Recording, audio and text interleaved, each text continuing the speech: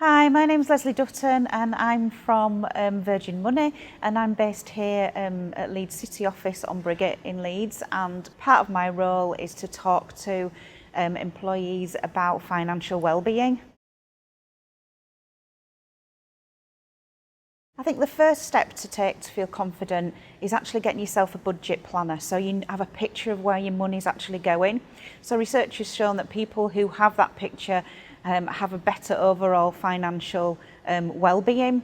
So you can get a basic budget planner on Money Advice Service. You put everything that you pay out and down to the last penny, creates like a pie chart, and you can see where your biggest outgoing is, and that's where to start. Maybe it might be your mortgage to get the best savings.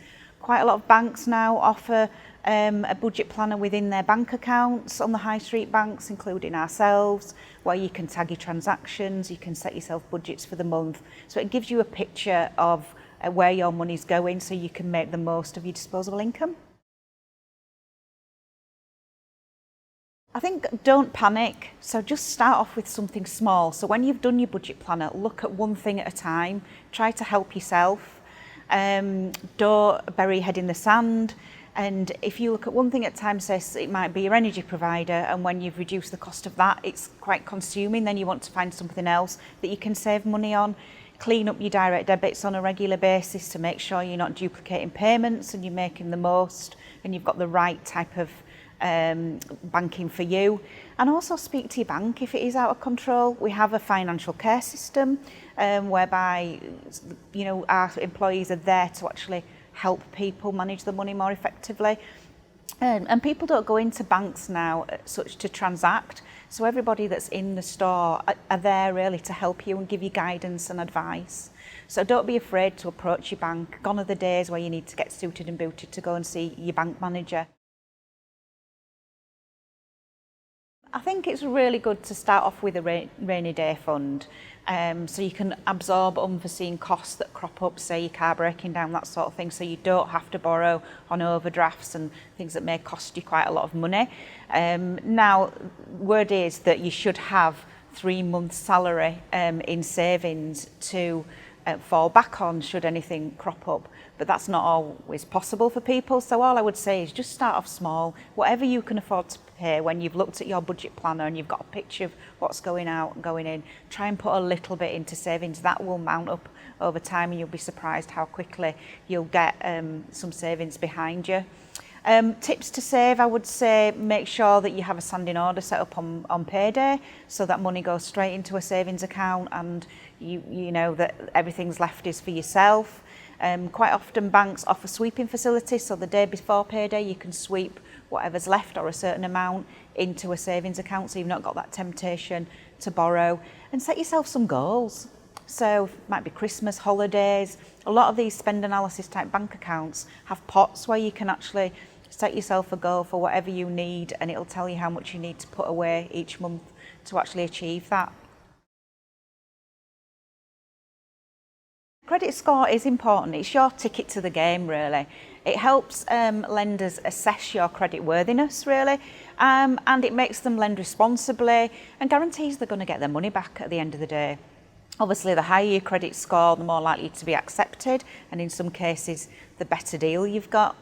You need to build up your credit score though, so when you get to 18, you don't start off with a fantastic credit score. You need to actually show that you can actually service some debt, so it can be advisable to get a mobile phone contract or a small limit on a credit card that you pay off each month, just to build up that serviceability. Tips to improve your credit score, I would say always make sure you're registered to vote. So if you've recently moved, go on to My Vote Matters and get yourself registered. If you've got a landline, use that landline, put it on an application. Make sure you always pay on time, so always set up at least the minimum direct debit, so if anything crops up, you're not going to miss a payment. Use some of the facilities on the credit reference agencies like ClearScore to help you look at where you're going to be accepted before you apply, so that avoids putting extra footprints on your file. And then just make sure you closed off any unused cards or accounts that you may have had in the past. Don't leave them there just in case, because that can affect your credit score, especially if you're applying for something like a mortgage. I think that depends on the individual. So everybody has different needs. So if we go through them, an overdraft is a fantastic way of borrowing money. If you just something to fall back on, if you miscalculate or you've got something extra to pay that particular month. But the way that overdrafts have been charged has changed recently. So rather than being charged a monthly fee for having an overdraft, you now charge debit interest. So if you are somebody that maybe gets paid and goes straight into their overdraft for the rest of the month, then that might not be the best way to borrow that money, because you could be paying up to, say, like 39% interest. So it might be better for you to look at a more structured payment. So in that case, I would suggest that you speak to your bank. Credit cards are another great way to borrow money. Sometimes they can run away with people. And if you're looking at the budgeting side of things, you don't know what your payment's going to be each month, so it can throw that off track a little bit if you're trying to be tight with your budget. Great for using abroad. Obviously, you've got the protection under the Consumer Credit Act, anything between £100 and 30,000. So, like booked a holiday, something like that. Obviously, a lot of people have utilised that recently. And you can quite often get deals with them, so it might be cashback or air miles, that sort of thing. And then you've got personal loans. Personal loans are a really good way of borrowing if you've got like a larger item, so a car, a wedding, something like that.